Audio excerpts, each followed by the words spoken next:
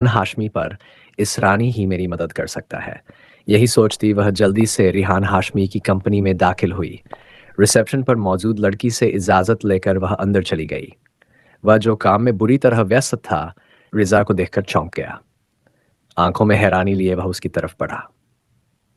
क्या हुआ आयत, आप रो क्यों रही हैं? वह परेशानी से पूछ रहा था। मैं आपसे निकाह करने के लिए तैयार हूँ। मेरे वालिद की कल सर्जरी है और अगर पैसे जमा नहीं करवाए तो उनकी सर्जरी नहीं हो पाएगी। प्लीज़ मुझे पैसे दे दीजिए, बदले में मैं निकाह करने के लिए तैयार हूँ। वह रोते हाथ जोड़कर बोली। उसकी बात सुनकर रिहान हाशमी पर इसरानी ने अपनी मेज़ की दराज से कॉन्ट्रैक्ट पेपर निकाले और उसके सामने रख दिए। ऊपर एक पेन रखा था। आयत कांपते हुए उन कागजों को उठाकर पढ़ने लगी। आंखों के सामने बार बार अंधेरा छाने लगा। ऐसी खिंड के बावजूद उसके पूरे शरीर में सिहरन दौड़ गई। उसे लग रहा था जैसे उसके शरीर में खून जमता जा रहा हो। उसकी टांगें धीरे धीरे कांपने लगीं। रिहाशमी ने उसकी हालत समझते हुए उसके सामने पानी रखा, कंधे से पकड़कर उसे कुर्सी पर बैठाया और खुद भी सामने रखी कुर्सी पर बैठ गया। आयत ने नजरें उठाई। सामने बैठा शख्स इस वक्त ब्लैक डिनर सूट में था। सफेद रंगत, भूरे बाल, शहद रंग आंखें और हल्के गुलाबी होंठ आपस में सधे हुए थे। वह बेहद स्मार्ट और पेशेवर अंदाज में अपने काम में लगा हुआ था। कुछ देर बाद रिहान हाशमी ने लैपटॉप एक तरफ रखा और आयत फारूक की तरफ ध्यान दिया, जो लगातार उंगलियां चटकाते हुए घबराहट में उसे देख रही थी। आयत, इस कॉन्ट्रैक्ट में लिखा है कि तुम मुझसे निकाह करोगी और बदले में अपने पिता के इलाज के लिए 15 लाख रुपए मुझसे लोगी। निकाह के बाद तुम्हें मेरी पत्नी बनकर तब तक रहना होगा जब तक तुम मुझे एक बच्चा नहीं दे देती। बच्चे के पैदा होते ही तुम्हारा उससे और मुझसे कोई रिश्ता नहीं रहेगा। मैं तुम्हें तलाक दे दूंगा और तुम आज़ाद हो जाओगी। ये सब तुम अपनी मर्जी से कर रही हो और तुम पर कोई जोर ज़बरदस्ती नहीं है।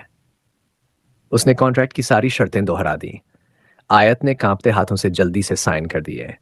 दिल जोर जोर से धड़कने लगा। उसने नजरें उठाकर फिर से रिहान हाशमी को देखा, जो बिना किसी भाव के कागज देख रहा था। उसने मोबाइल का कैमरा ऑन किया और आयत के सामने रखा। कृपया कैमरे में देखकर बताइए कि यह सब आप अपनी मर्जी से कर रही हैं और आप पर कोई जोर ज़बरदस्ती नहीं है। जी, मैं ये कॉन्ट्रैक्ट मैरिज अपनी मर्जी से कर रही हूँ। मुझ पर कोई ज़बरदस्ती नहीं की जा रही। मैं रिहान हाशमी पर इस रानी के साथ तब तक रहूँगी जब तक मैं उसके बच्चे की माँ नहीं बन जाती। बच्चे के पैदा होते ही मेरा उससे और रिहान हाशमी पर इस रानी से कोई रिश्ता नहीं रहेगा। ये शब्द उसने कितनी मुश्किल से बोले, ये वही जानती थी। रिहान हाशमी ने मोबाइल बंद किया। आयत थके हुए कदमों से उठी और दरवाजे की तरफ बढ़ी। मेरा ड्राइवर कल शाम 4 बजे तुम्हें घर से लेने आ जाएगा। तब तक अपने घर वालों से बात कर लो। जब तक तुम मेरे पास रहोगी तुम्हारे परिवार की सारी ज़रूरतों का ध्यान रखा जाएगा। शहर से बाहर मेरा एक फार्म हाउस है, वहीं हमारा निकाह होगा। आयत ने सिर हिलाया और कमरे से बाहर निकल गई। आयत के जाने के बाद वह अपनी टाई की गांठ ढीली करके ठंडी सांस हवा में छोड़ देता। आंखों को जोर से बंद कर अपनी बेचैनी और तनाव को कम करने की कोशिश करने लगा। ये उसकी जिंदगी का सबसे मुश्किल फैसला था जो उसने कुछ ही पलों में ले लिया था। उसकी सगाई मुराद हाशमी ने, जो उसके दादा थे, बचपन में ही कर दी थी। वह रिहाम को पसंद नहीं करता था, लेकिन खानदान के दबाव में आकर निकाह के लिए राजी हो गया था। और जब निकाह का वक्त आया तो रिहाम का एक्सीडेंट हो गया। एक्सीडेंट इतना खौफनाक था कि गाड़ी के शीशे टूटकर उसके शरीर में धंस गए और गाड़ी का स्टीयरिंग उसके पेट के निचले हिस्से यानी ब्लॉक एरिया और यूट्रस पर जोर से आ लगा था। इस हादसे के कारण यूट्रस यानी बच्चेदानी और ब्लॉक बोन को गंभीर नुकसान पहुंचा। डॉक्टरों ने उसकी जान बचाने के लिए ऑपरेशन किया, जिससे वह बच तो गई, लेकिन इस हादसे के बाद वह मां नहीं बन सकती थी। हादसे के बाद वह देखने में पहले जैसी ही स्वस्थ लगती थी, लेकिन उसके मां बनने की संभावना लगभग खत्म हो चुकी थी। जब उसकी आयत फारूक से मुलाकात हुई तो रिहान हाशिम ने कुछ ही पलों में यह फैसला कर लिया। उसके दादा मुराद हाशमी भी यही चाहते थे कि वह किसी लड़की से कॉन्ट्रैक्ट मैरिज करे, फिर उससे बच्चा पैदा करवाए और कॉन्ट्रैक्ट के मुताबिक बच्चा अपने पास रखकर उसे रुखसत कर दे और उसके बाद धूमधाम से उसकी शादी रिहाम से करा दे। जहां रिहान हाशमी की मोहब्बत में पूरी तरह डूबी हुई थी, वह रिहान हाशिम पर अपना हक जमाना अपना फ़र्ज़ समझती थी, लेकिन रिहान हाशिम उसे नज़रअंदाज करता रहता था। वह पूरे घर की लाडली थी। मुराद हाशमी की जान उनकी नवासी रिहाम में बसती थी। वह नहीं चाहते थे कि रिहाम हाम की शादी कहीं और हो। रेहान हाशिम ने हर चीज़ का बारीकी से निरीक्षण किया और फिर अपने ख्यालों में डूब गया। वह ऐसा नहीं चाहता था, लेकिन मजबूर था। शहर के पास के इलाकों में अंधेरे में मिट्टूबी तंग गलियों से गुजरती आयत फारूक जब 4 मरले के घर के सामने रुकी तो गरीबी का गहरा एहसास और मायूसी उसे फिर से घेरने लगी। अगर हालात ऐसे न होते तो वह कभी भी कॉन्ट्रैक्ट मैरिज की आड़ में अपनी इज्जत का सौदा न करती। बाकी आम लड़कियों की तरह उसके भी कई सपने थे, लेकिन आज जिस तरह का कदम वह उठा चुकी थी, उसके बाद सब कुछ नामुमकिन सा लग रहा था। उसने गहरी सांस लेकर सारी सोचों को झटका और लोहे से लगे दरवाजे को खटखटाया। उसकी दाखिल हुई और गाउन उतारकर चारपाई पर रख दिया। उसकी माँ तुरंत पानी लेकर आई, जिसे उसने एक ही सांस में पी लिया। अम्मा, काम हो गया, आप चिंता न करें, कल अब्बा की सर्जरी हो जाएगी। रिहान हाशिम ने वादा किया है कि सर्जरी के लिए जितनी रकम चाहिए वह दे देगा। इतना कहकर वह रुक गई। लेकिन क्या? रुकैया बेगम ने परेशानी से पूछा। फिर आयत ने अपनी माँ को सब कुछ बता दिया। वह भी चुप हो गई। बेटी की इतनी बड़ी कुर्बानी पर वह खून के आंसू रोईं, लेकिन वह भी मजबूर थी। उसकी माँ ने बेटी को गले लगाया तो माँ बेटी फूट कर रो पड़ी। उसने अपनी माँ को भी सख्ती से मना किया था कि वह आयशा को इस कॉन्ट्रैक्ट मैरिज के बारे में के कुछ बताएं। फोर्ड बज चुके थे और रिहान हाशमी का ड्राइवर भी आ चुका था। मोहल्ले वाले इतनी बड़ी गाड़ी देखकर हैरान हो रहे थे। रुकैया बेगम ने यह कहकर सबको चुप करा दिया कि आयत को नौकरी मिल गई है, जिसकी वजह से वह दूसरे शहर जा रही है। उनकी आंखें आश्चर्य से फैल गईं और फिर मोहल्ले वाले भी संतुष्ट हो गए। वह अपने छोटे बहन भाइयों के गले लगकर प्यार करती हुई अपनी माँ के पास आई। रुकैया बेगम उसे माँ जैसा प्यार करती हुई रो दी। मेरी बच्ची, अल्लाह तुझे ढेर सारी खुशियां दे।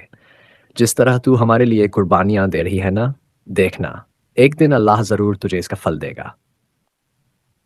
वह उसका माथा चूमती हुई बोली तो आयत दिल से मुस्कुरा दी। वह सबको अलविदा कहती हुई अपना सामान लेकर गाड़ी में बैठ गई। शाम के 7 बजे गाड़ी एक बहुत बड़े फार्म हाउस के अंदर जाकर रुकी। मुलाजिम ने उसे एक कमरे में जाने का इशारा किया तो वह उसका इशारा समझती हुई अंदर चली गई। वहां मौजूद स्टाफ ने बताया कि थोड़ी देर में उसका निकाह है और उसे तैयार होना है। कुछ समय बाद आयत तैयार होकर कमरे में बैठी थी। एक खूबसूरत लाल लहंगा उसके बदन पर सजा हुआ था। आयत आईने में खुद को देखती रही। वह बेहद हसीन लग रही थी। थोड़ी देर बाद उसे बाहर ले जाया गया, जहां मौलवी साहब और कुछ लोग बैठे थे। आयत को रिहान हाशमी के साथ वाली कुर्सी पर बैठा दिया गया। मौलवी साहब ने निकाह पढ़ाना शुरू किया। आयत फारूक बिनते फारूक अहमद, आपका निकाह रिहान हाशमी बिन इम हाशमी के साथ 37 लाख रुपए के एवज किया जा रहा है। क्या आपको ये निकाह कबूल है? मौलवी साहब के सवाल पर वह 3 बार कांपती आवाज और धड़कते दिल कबूल के है। साथ बोली, कबूल है। इसके बाद मौलवी साहब उसकी तरफ मुड़े। आपका निकाह आयत फारूक बिनते फारूक अहमद के साथ 70 लाख रुपए के एवज किया जा रहा है। क्या आपको ये निकाह कबूल है? कबूल मौलवी है। साहब के सवाल पर उसने भी 3 बार कबूल है। निकाह के बाद 2 वकील आयत के सामने बैठे और कुछ कागजों पर उससे साइन करवाने लगे। वह जानती थी कि यह कानूनी प्रक्रिया किस लिए की जा रही है। वह नासमझ नहीं थी, अच्छी तरह जानती थी इन सब का मतलब। कागजों पर साइन करने के में ले जाया गया। कमरे की खूबसूरती देखकर वह दंग रह गई। खुशबूदार मोमबत्तियां, गुलाब और फूलों की पंखुड़ियों से उस कमरे को सजाया गया था। कमरे में फैली हल्की रोशनी में वह बेड के बीच लहंगा फैलाए रिहान हाशमी के आने का इंतजार करने लगी। थोड़ी देर बाद वह कमरे को लॉक लगाता हुआ अंदर आया और अपना कोट उतारकर एक साइड पर रख दिया। फिर वह अपनी शर्ट के बटन खोलने लगा। चलता हुआ उसके पास बैठा और उसके मेहंदी लगे हाथों और पैरों को देखने लगा, जिन पर खूबसूरती से डिजाइन बनी हुई थी। आपने अपने घर वालों को इस कॉन्ट्रैक्ट मैरिज के बारे में बता दिया था? क्योंकि मैं नहीं चाहता कि बाद में इस बच्चे को लेकर कोई भी तमाशा हो। मैं आपके घर वालों की तब तक जिम्मेदारी निभाऊंगा जब तक आप मेरे पास आऊंगी। आपके बाबा की सर्जरी हो चुकी है। फिलहाल वह बेहोश है। उम्मीद है वह कुछ दिनों में पूरी तरह ठीक हो जाएंगे। दूसरा, यहां से जाने के बाद आपके अकाउंट में आपका हक का मेहर और कुछ और पैसे भी जमा करवा दूंगा, ताकि आप आगे की जिंदगी आराम से गुजार सकें। मैंने ये शादी प्यार में आकर नहीं की। ये बात तो आप जानती हैं, इसलिए मुझसे किसी और चीज़ की उम्मीद मत रखिएगा। मुझे नखरे, रोना-धोना और मनाना पसंद नहीं है। जब मेरा दिल चाहेगा, आपको मेरे करीब आना होगा, बिना किसी नखरे के। इसके अलावा आप मेरे आसपास भी नहीं रहेंगी। आयत ने दर्द से आंखें बंद कर लीं और उसके गालों पर आंसू बहने लगे। वह उठा और कमरे की लाइट ऑफ कर दी। फिर वह अपनी शर्ट उतारने लगा। जी, मैं समझ गई। आप परेशान न हो। जैसा आप चाहेंगे, वैसा ही होगा। आखिर आपने मुझे 87 लाख में खरीदा है और एक खरीदी हुई लड़की की कोई इज्जत नहीं होती। वह तो सिर्फ गुलाम या दासी होती है जो अपने मालिक के हर हुक्म को पूरा करती है। वह कांपती आवाज में बोली तो रिहान ने उसके तंज पर होंठ खींचे, उसके कढ़ाई वाले दुपट्टे को एक साइड पर करता हुआ उसके साथ लेट गया। उसने उसका घूंघट तक नहीं हटाया। उसे देखना तक जरूरी नहीं समझा। न तारीफ के शब्द बोले, बस अपने मतलब पर आया। आयत की आंखें नम हो गई। उसकी कलाइयों में सजी चूड़ियों की छन छन से कमरा गूंजने लगा। रिहान ने नापसंदगी से करवट बदली। ये चूड़ियां और गहने उतारो। मुझे शोर बिल्कुल पसंद नहीं है और आज के बाद जब मैं यहाँ आऊं तो ये चूड़ियां और भारी गहने मत पहनना। अंधेरे कमरे में उसकी आवाज़ आई। जी, नहीं पहनूंगी, समझ गई। चूड़ियां और गहने उतारती हुई वह उसके साथ लेटी है तो घबराने लगी। उसका शरीर कांपने लगा लेकिन वह खुद को मजबूत दिखाने की कोशिश कर रही थी। लहंगा उतारो। जी, पीछे डोरियां हैं। अंधेरे में मुझसे नहीं खुलेंगी, मैं रोशनी में खोल कर आती हूँ। वह उठने लगी तो उसने कहा, नहीं, रहने दो, मैं खोल देता हूँ। वह वापस बैठ गई। वह उसके पास बैठा और उसकी चोली की डोरियां खोलने लगा। काफी देर तक कोशिश करने के बावजूद जब डोरियां नहीं खुली तो उसने एक ही झटके में पूरा जोर लगाकर उन्हें तोड़ दिया। चटर की आवाज के साथ चोली फट गई। अपनी बेइज्जती पर आयत का दिल चाहा कि वह फूट फूट कर रो पड़े। फिर लहंगे के साथ भी रिहा ने ही किया। वह बेजान सी गुड़िया की तरह बैठी रही और वह उसे बेड पर धक्का दे गया। वह सीधी पीछे गिरी। वह उस पर झुकता चला गया। जख्म ने उसकी गर्दन पर निदांत गड़ा दिए। आयत ने बेडशीट को मुट्ठियों में जकड़ लिया। फिर उसकी छाती पर मौजूद आखिरी कपड़े को भी उसके शरीर से अलग कर दिया। नाजुक सा शरीर रखने वाली लड़की उसकी मर्दाना देह के नीचे दब गई। वह उसके नाजुक पंखुड़ियों जैसे होंठों पर झुक गया और खुद को तसल्ली देने लगा। आयत फारूक का खूबसूरत और नर्म शरीर उसे किसी और ही दुनिया में ले गया। वहन चाहते हुए भी उसके शरीर की आकर्षण में खोता चला। अग्नि निचले होंठ को दांतों तले दबाकर अपनी चीखों को रोक लिया, क्योंकि सामने वाले को चीखना, चिल्लाना और रोना धोना पसंद नहीं था। वह रिहान से यह तक नहीं कह सकी कि उसे दर्द हो रहा है। वह उसके शरीर को बेरहमी से मसल रहा था। जब वह सहन नहीं कर सकी तो रो पड़ी। उसने यह तक नहीं सोचा कि वह पहली बार इन हालात से गुजर रही है। नरमी से पेश आए। मजबूर होकर वह चीख उठी। पूरे कमरे में आयत की चीखें और सिसकियां गूंजने लगीं। आंखों से आंसू बहने लगे। आयत फारूक का शरीर उसके लिए सुकून का कारण बन चुका था। 5 बजे उठी तो कमरे में मुकम्मल अंधेरा था। वह लाइट ऑन करती हुई दीवार का सहारा लेती वॉशरूम तक आई और नहाने चली गई। थोड़ी देर के बाद रिहान हाशिम भी उठ गया। जैसे ही कंबल हटाकर उठने लगा, देफ तो बेड पर सुर्ख निशान देखकर उसके होंठ खिंच गए। फिर वह पैंट और शर्ट पहनता हुआ कोट उठाकर कमरे से निकल गया। वह नहाकर कमरे में आई तो खाली कमरा देखकर समझ गई कि वह वापस जा चुका है। वह भी नमाज पढ़कर कुरान लेकर बैठ गई। कुरान पढ़ने के बाद उसने पूरे कमरे की सफाई की और वापस लेट गई।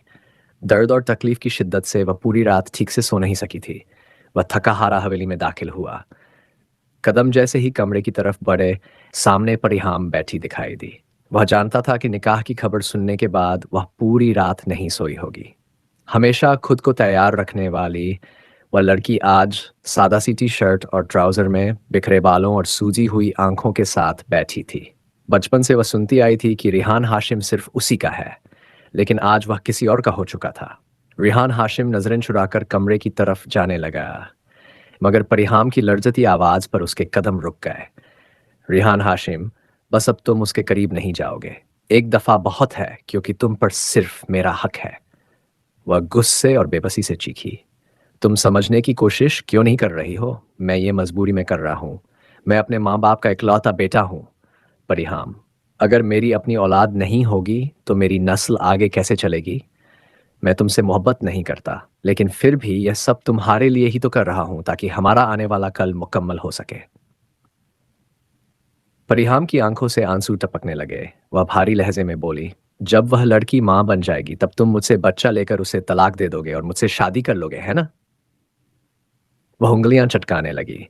उसकी नम आँखों और काँपती आवाज़ के बावजूद रेहान हाशिम ने कोई जवाब नहीं दिया। खामोशी से एक तरफ होता हुआ वह सीढ़ियाँ चढ़ने लगा। पीछे से परिहाम चीख उठी, "रेहान हाशिम, मेरी बात का जवाब दो। तुम मुझे यूँ नज़रअंदाज नहीं कर सकते।" मगर वह अपनी रफ्तार तेज़ करता हुआ सीधे कमरे में आया और बिस्तर पर गिरते ही आँखें मूंद लीं। वह थोड़ा-सा आराम करना चाहता था। वह पूरी रात नहीं सो सका था। वह शॉवर के नीचे खड़ा था। पानी की धारें उसके चेहरे और वजूद पर गिरती जा रही थीं। ना चाहते हुए भी उसका ज़हन बार-बार आयत फ़ारूक के इर्द-गिर्द घूमने लगा। जैसे ही उसने आंखें मूंदी, आयत की चीखें और सिसकियां उसके कानों में गूंज उठीं। वह लम्हा एक आसेब की तरह उसके दिलो दिमाग पर छा गया था। पानी की बूंदें उसके चेहरे से बह रही थीं, मगर असल दर्द तो उसकी आंखों में था। वह जानता था कि उसे ऐसा नहीं करना चाहिए था। आयत मासूम थी, बेबस थी। वह उसकी खुरबत में इतना खो गया था कि उसे होश ही नहीं रहा और वह नरमी के बजाय बेरहमी इख्तियार कर बैठा था। वह कपड़े पहनकर बाहर आया। तौलिए से बाल रगड़ता हुआ तौलिया एक तरफ उछाल दिया। अपनी सारी सोचों को झटकता हुआ फ्रेश होकर नीचे आया। हवेली के सब लोग डाइनिंग टेबल पर मौजूद थे, सिवाय परिहाम के। मुराद हाशमी ने संजीदा लहजे में पूछा, तुमने उस लड़की से कॉन्ट्रैक्ट पेपर साइन करवा लिए हैं? यह न हो कि बच्चा पैदा करने के बाद वह तुम्हें या हमें ब्लैकमेल करे। रिहान हाशिम ने सिर हिलाया। जी, सब कर लिया है, आप फिक्र न करें। मैंने फार्म हाउस पर भी सब नौकरों को समझा दिया है कि वे उसका पूरा ख्याल रखें। मुराद हाशमी मुतमईन होकर खाने में मशरूफ हो गए, जबकि रिहान हाशिम बेचैनी से पहलू बदलने लगा। वह ना चाहते हुए भी फार्म हाउस की उस रात के बारे में सोचने लगा। कितना सुकून महसूस किया था उसने। उस सुकून को याद करते ही उसका दिल बेचैन हो उठा। दिल बार बार आयत फारूक की गुर्बत को मचलने, लेकिन वह अपनी सारी सोच को झटकता हुआ तैयार होकर हवेली से निकल गया। एक हफ्ता गुजर चुका था, लेकिन रिहान हाशिम ने आयत के करीब आना गवारा नहीं किया। वह रोज नौकरों को फोन करके उसकी तबीयत पूछ लेता था, मगर दिल की बेचैनी कम होने के बजाय बढ़ती ही जा रही थी। बार बार दिल चाहता कि सब कुछ छोड़कर उसके पास चला जाए, मगर जिद और खुद पर लगाए गए नियंत्रण के बोझ तले वह खुद को काम में उलझाए रखता। वह हवेली आ गया, मगर वहां भी दिल को सुकून नहीं मिला। जज्बातों की तीव्रता उसे बेचैन कर रही थी। बिस्तर पर लेटते हुए भी आयत का ख्याल एक पल के लिए भी उसका पीछा नहीं छोड़ रहा था। मजबूर होकर वह कमरे से बाहर निकला तो परिहाम ने उसे इतनी रात को हवेली से निकलते हुए देख लिया। उसका दिल एक बार फिर टूट गया। उसके दिल में आयत के लिए और ज्यादा नफरत और जलन भर गई। रात के 2 बजे रिहान फार्म हाउस के दरवाजे पर पहुंचा। वह धीरे धीरे अंदर आया। कमरे में घना अंधेरा था, मगर खामोशी में किसी की भारी सांसों की आवाज साफ सुनाई दे रही थी। दरवाजा बंद होने की आवाज पर आयत चौंक गई और डरते हुए बैठ गई। रिहान, आप हैं? उसने कांपती आवाज में पूछा। रिहान उसके सही अंदाजे पर हैरान रह गया। तुम्हें कैसे पता चला? कमरे में तो अंधेरा है। वह धीरे धीरे बेड के पास आया और शर्ट उतार कर एक तरफ रख दी।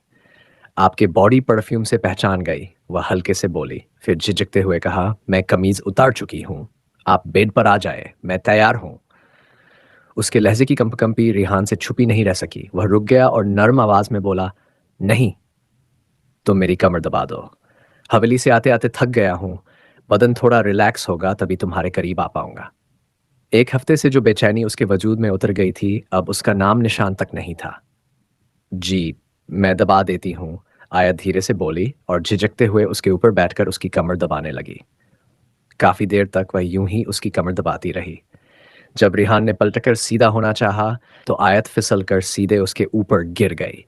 वह पल दोनों के लिए अजीब था। तेज सांसें एक दूसरे में घुलने लगीं। कमरे की खामोशी उनकी नजदीकी सांसों से भर गई। रिहान ने नींद सी आवाज में पूछा, तुम्हें यहां डर तो नहीं लगता? नहीं, मैं ठीक हूं, आयत ने मुश्किल से कहा। उसकी इतनी नजदीकी पर आयत का दिल तेज धड़कने लगा।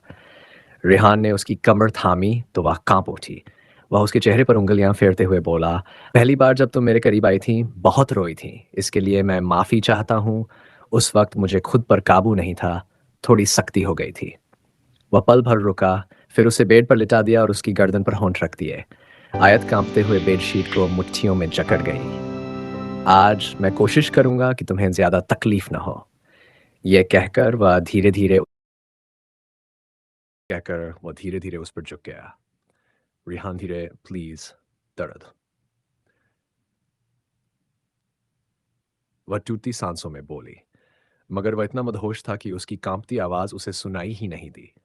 काफ़ी देर बाद वह तौलिए से पसीना पोंछता उससे दूर हुआ और बिस्तर पर आंखें बंद करके सोने की कोशिश करने लगा। लेकिन आयत की हालत ठीक नहीं थी। वह अब भी हल्का-हल्का काँप रही थी। पूरे शरीर में दर्द फैल चुका था। कुछ देर बाद रिहान ने उसे अपनी तरफ खींचकर बाहों में भर लिया। "क्या हुआ? रो क्यों रही हो? दर्द ज़्यादा है क्या?" वह घबराकर पूछ बैठा। "जी, थोड़ा-सा," वह धीमे से बोली। उसने उसकी नाक की नोक चूमी और वह उसके सीने में मुँह छुपा गई। रिहान मुस्कुरा दिया और सुकून से सो गया। सुबह की हल्की धूप खिड़की से छनकर अंदर आ रही थी। रिहान की आंख खुली तो उसने समय देखा। दोपहर के 12 बज रहे थे। नज़र साथ सोए वजूद पर पड़ी तो दिल तेज धड़कने लगा। वह देर तक उसे देखता रहा। लंबे, घने रेशमी बाल उसकी कमर तक फैले हुए थे। दूध सी रंगत, गुलाबी होंठ, छोटी सी नाक और माथे पर पसीने की हल्की बूंदें। रिहान को लगा जैसे ये लड़की उसकी जिंदगी का सबसे खूबसूरत तोहफा है। वह झुककर उसके होंठों पर हल्का सा चूम गया। आयत के होंठ मुस्कुरा उठे। वह फ्रेश होने चला गया। दरवाजे की आवाज पर आयत की आंख खुली। सामने रिहान शर्टलेस खड़ा बाल संवार रहा था। वह घबरा गई। दर्द के कारण उठते ही फिर कंबल में छुप गई। मेरी शर्ट दो, रिहान मुस्कुराते हुए बोला। मेरे पास नहीं है, वह शर्म से बोली। जो पहनी है वही, वह हंसते हुए बोला। मैंने नीचे की पहना, प्लीज बाहर चले जाए, वह रोने लगी। अरे बीवी हो मेरी, इतना क्या शर्माना, वह मजाक में बोला। मजाक में बोला, वह रो पड़ी। अरे मजाक कर रहा था, वह तुरंत उसे बाहों में लेकर बोला। मेरी तरफ देखो, मेरी जान। उसकी आवाज में इतना प्यार था कि आयत का दिल पिघल गया।